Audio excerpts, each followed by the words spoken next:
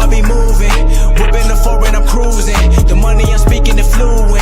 All of my business booming. Stacking my cash in abundance. All of my family funded.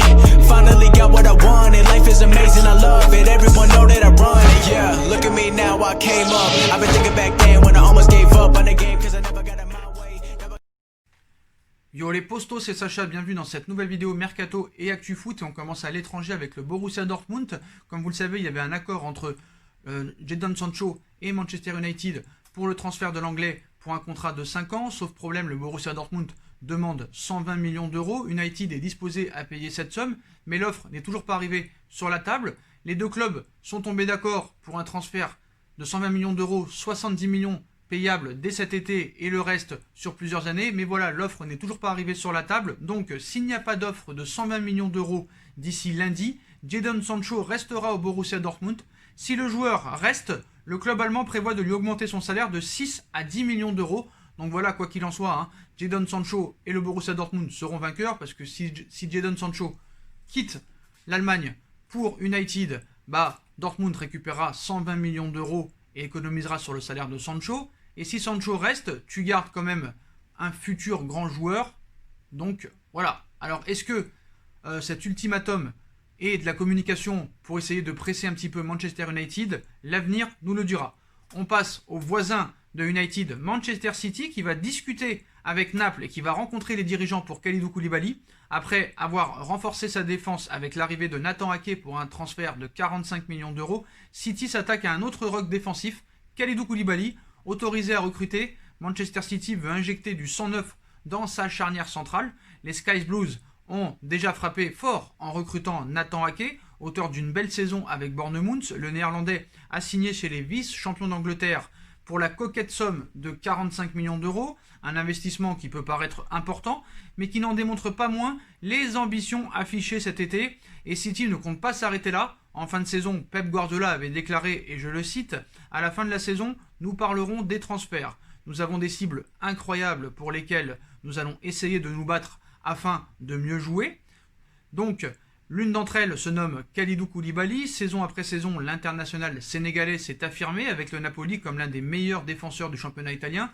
et même de la scène européenne. Du haut de ses 29 ans, celui qui était arrivé de Genk en 2014 prend la forme d'une véritable muraille derrière, un défenseur très complet, tout aussi bon dans l'anticipation que dans les duels, des qualités qui ne laissent pas insensible l'entraîneur espagnol de Manchester City. Donc rendez-vous programmé entre le Napoli et Manchester City. Depuis un peu plus de 2 semaines, Tixi Berkenstein est revenu aux nouvelles concernant le défenseur de Naples. Depuis, les discussions sont allées un peu plus loin puisque le directeur sportif de Manchester City a indiqué à son représentant Fali Ramadani, agent du joueur, qu'il était prêt à proposer un salaire conséquent au joueur pour s'attacher ses services. Parallèlement, Manchester City est officiellement entré en contact avec Naples afin de connaître les conditions de sortie de Kalidou Koulibaly. Les deux parties ont d'ailleurs prévu de se rencontrer la semaine prochaine selon certains médias. Une première offre pourrait d'ailleurs arriver d'ici là. De son côté, Aurelio De Laurentiis, le président de Naples, ne retiendra pas son joueur sous contrat jusqu'en juin 2023.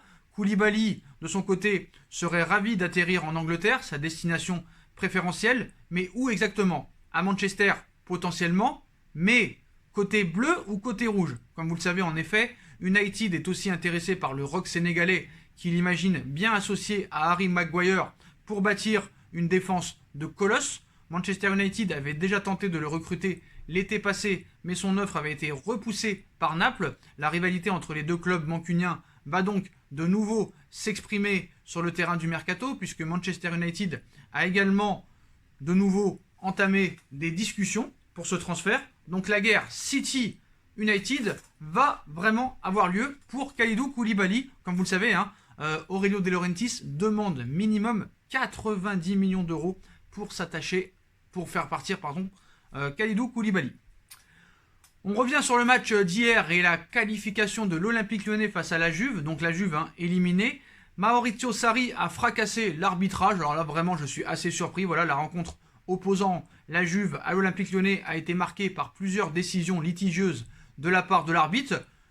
Des deux côtés pour moi. Mais du côté des Bianconeri, ça n'est pas passé du tout. normal, élimination, hein, la Ligue des Champions était de retour hier soir, l'hymne de la plus belle compétition européenne a résonné de nouveau. Donc du côté de Turin, les joueurs de la Juve et de l'Olympique Lyonnais étaient opposés en huitième de finale retour, un peu plus de 5 mois après le match aller, victoire 1-0 pour Lyon. Une rencontre capitale hein, pour la Juve, hein, battue à l'aller et attendue au tournant, comme pour les Gaunes qui n'avaient pas d'autre choix que de remporter cette compétition s'ils veulent jouer la Ligue des Champions pour l'an prochain. Et pour arbitrer cette rencontre 5 étoiles, c'était l'Allemand Felix Zweier qui avait été désigné. Il était accompagné de ses assistants allemands. Voilà. Mais voilà, ça a été au cœur aussi, l'arbitre a été au cœur de plusieurs décisions litigieuses durant la rencontre. Pour moi, des deux côtés. D'ailleurs, la première est intervenue à la 10e minute lorsque l'arbitre a sifflé penalty pour Lyon suite à une faute peu évidente de Betancourt sur Aouar. Pour moi, il n'y avait pas penalty, c'est vrai. Mais après consultation de l'assistance vidéo, Monsieur Zweier confirmait sa décision, ce qui provoquait la colère du banc turinois. Là, on peut les comprendre, mais également des journalistes italiens qui crient carrément au scandale en tribune de presse pendant le match. Leur réaction était bien différente quelques minutes plus tard, puisqu'il a de nouveau été question de penalty et de VAR, mais cette fois-ci du côté de la Juve, à la 42e minute, Memphis Depay, franchement, les bras collés au corps, déviait légèrement la balle suite à un coup franc de Pjanic, et l'arbitre accordait un penalty transformé sans problème par CR7. Pour moi, là non plus, il n'y avait pas penalty, donc 50-50. On peut penser que c'était un penalty de compensation aussi. Donc Sarri qui crie au scandale, je ne comprends pas, voilà. Deux faits de jeu qui ont marqué la première période, mais c'est de chaque côté. Donc avant un autre en deuxième mi-temps, c'est vrai, à la 78e minute, les Lyonnais ont réclamé de nouveau un penalty après une main de Bonucci, mais l'arbitre, après consultation du VAR, n'a pas accordé de penalty. Même chose dans la surface adverse à la 85e, quand les Bianconeri ont demandé main de Cornet. Et l'arbitre a dû avoir les nerfs solides puisque chaque décision était contestée lors d'une fin de match très tendue. Au final, la Juve qui s'est imposée 2-1 a été éliminée et après la rencontre, Maurizio Sarri a fait le pleurnichard, a fait le Tourelle, le Domenech et n'a pas pu s'empêcher d'envoyer plusieurs tacles à l'arbitre de la rencontre. Je le cite après le match, ce soir le match a été bien, mais on a pris un penalty absurde. Comme toi tu as concédé un penalty absurde. Si vous me le permettez, il n'aurait même pas fallu entrer dans la surface car il y a eu une faute sur Higuaín avant. L'arbitre n'a pas été au niveau de la situation, on a dépensé beaucoup d'énergie. On est arrivé avec 2 ou 3 tirs au but. Si jamais il y a des regrets, c'est qu'on a mal fait lors du match aller à Lyon. C'est très triste pour moi, cette compétition est maudite pour la Juventus de Turin. Cela me laisse de l'amertume. Les joueurs ont lutté jusqu'à la fin, je les aime pour ça. Donc relancé sur le sujet, il en a remis une couche. Pour moi, le penalty de Lyon ce soir, c'est 2 buts. C'est ça qui nous a empêché d'arriver à la qualification. J'ai vu mes amis croire jusqu'à la fin. On aurait pu rendre les armes bien avant. Le message est clair. Pour moi, il y a eu des fautes d'arbitrage des deux côtés. Donc je ne vois pas comment Sarri peut crier au scandale. S'il y aurait eu 2-2, tu aurais été aussi éliminé. Donc arrête, prends tes responsabilités. Dis que cette saison a été ratée, que tu as fait les mauvais choix et que tu as trop été dépendant d'un Cristiano Ronaldo. Parce que pour moi, si Cristiano Ronaldo n'est pas là cette saison, non seulement tu n'es pas champion d'Italie, mais je ne sais même pas si tu passes les poules et que tu atteins les huitièmes de finale de Ligue des Champions. Dites-moi en commentaire ce que vous en pensez. Bon, maintenant, on passe à ce qui nous intéresse tous, le mercato parisien. Avant de commencer le mercato parisien, une nouvelle affaire pour le Paris Saint-Germain. Le PSG s'expose à une amende XXL. Le club de la capitale pourrait être contraint de payer une sacrée somme à un ancien partenaire d'affaires. Du côté de Paris, tout le monde est logiquement concentré sur ce duel de mercredi prochain face à l'Atalanta Bergame, qui arrive d'ici quelques jours, et ce alors que les mauvaises nouvelles concernant les blessures continuent à s'empiler avec des blessures de joueurs comme Marco Verratti, Kylian Mbappé.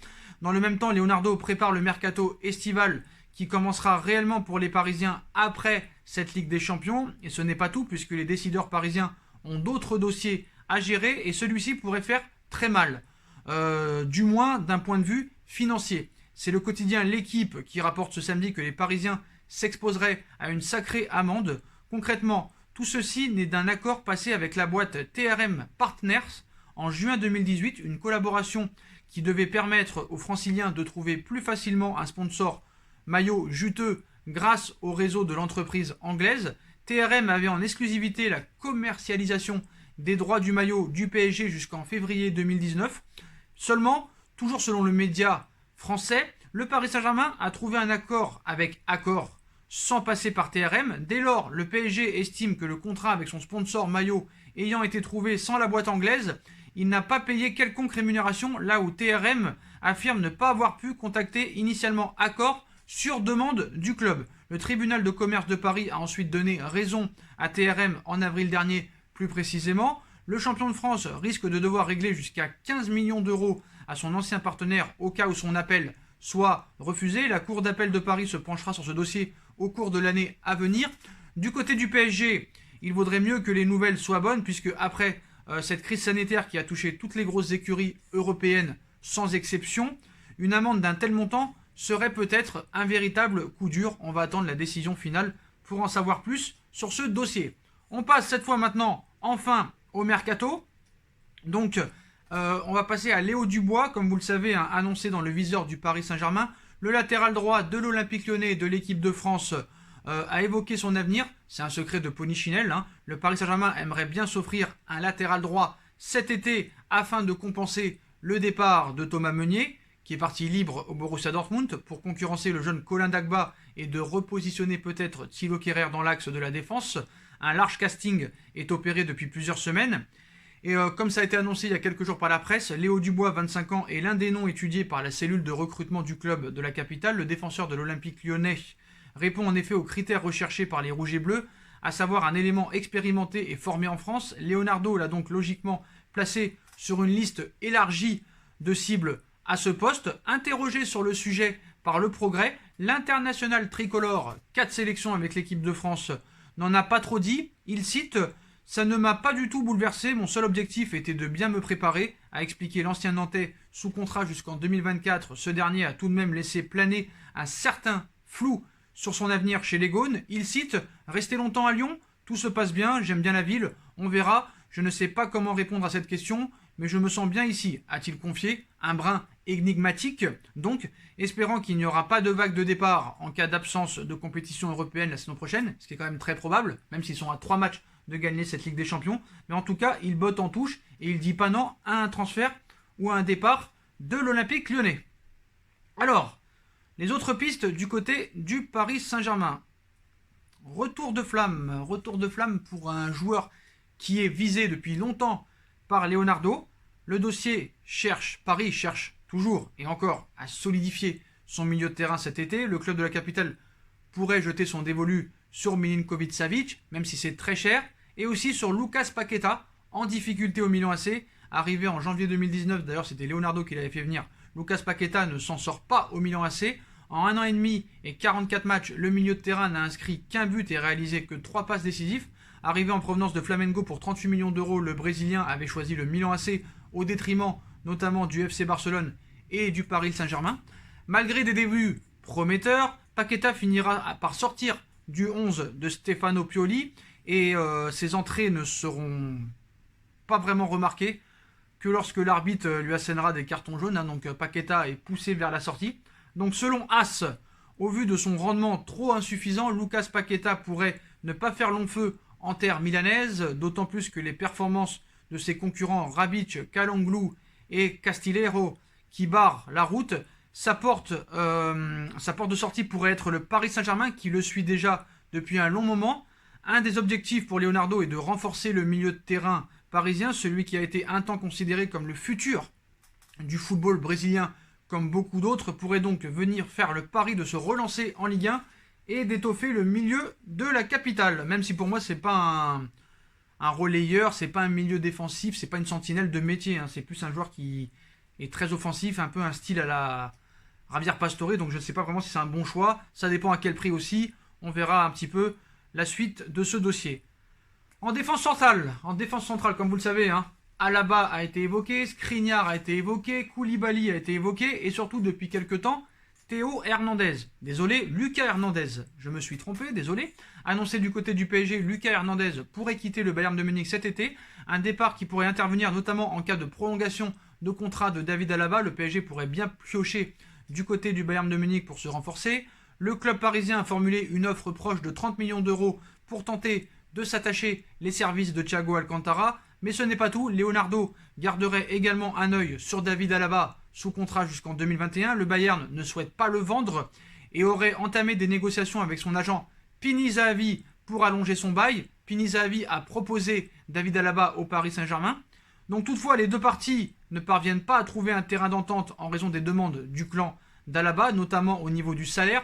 Malgré les discussions qui traînent en longueur, le Bayern de Munich ne cache pas son optimisme dans ce dossier, où il cite « Je pense qu'en fin de compte, nous trouverons une solution pour que David mette fin à sa carrière au Bayern de Munich. Je pense que David sait ce qu'il a à offrir au Bayern et nous savons ce que nous avons à offrir à David », avait déclaré le président bavarois Karl-Heinz Rummenigge dans un entretien à Sky Sport le 31 juillet dernier. Donc, apparemment, si on en croit ça, Lucas Hernandez sur le départ à cause d'Alaba. Donc, repositionné en défense centrale depuis le début de la saison, David Alaba pourrait donc poursuivre sa carrière au Bayern de Munich, une prolongation de contrat qui pourrait avoir de lourdes conséquences sur l'avenir de Lucas Hernandez. Selon les informations de Kicker, le champion du monde français pourrait faire face à une concurrence féroce à son poste, puisqu'en plus de David Alaba, Niklas Süle et Jérôme Boateng devraient rester en Bavière cette saison. Une situation qui pourrait pousser Lucas Hernandez à changer d'air cet été.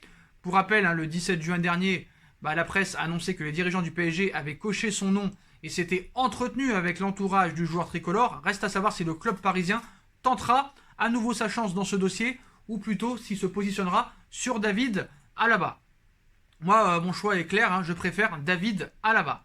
Et comme vous le savez, hier, le journaliste de Beansport a lancé une bombe après l'élimination de la Juve face à l'Olympique Lyonnais, en expliquant que Cristiano Ronaldo serait de plus en plus proche du Paris Saint-Germain. Bien sûr, il faut faire toujours abstraction et prendre ces infos avec des pincettes. On sait toujours qu'ils cherchent à faire du buzz, tous ces médias. Mais ce média-là a l'air plutôt fiable à 80-90%, même s'il s'attaque à du lourd. Même les grands journalistes qui sont fiables aiment bien faire du buzz.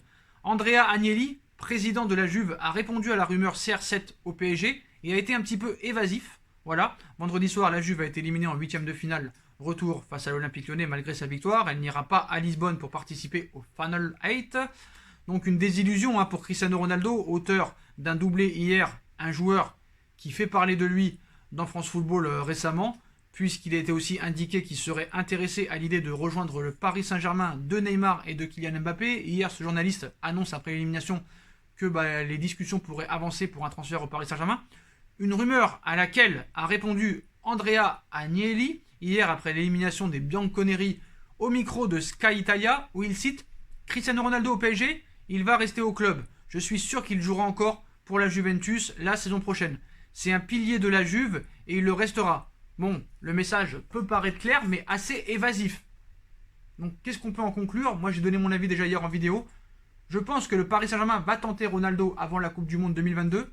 Est-ce que ce sera cet été, en 2021 ou en 2022? Je pense que la Juve va essayer de le vendre d'ici 2021 parce qu'après, il sera libre de tout contrat. Je pense que l'objectif de Paris est peut-être de l'amener au Paris Saint-Germain gratuit parce qu'on sait la marque Cristiano Ronaldo est exceptionnelle.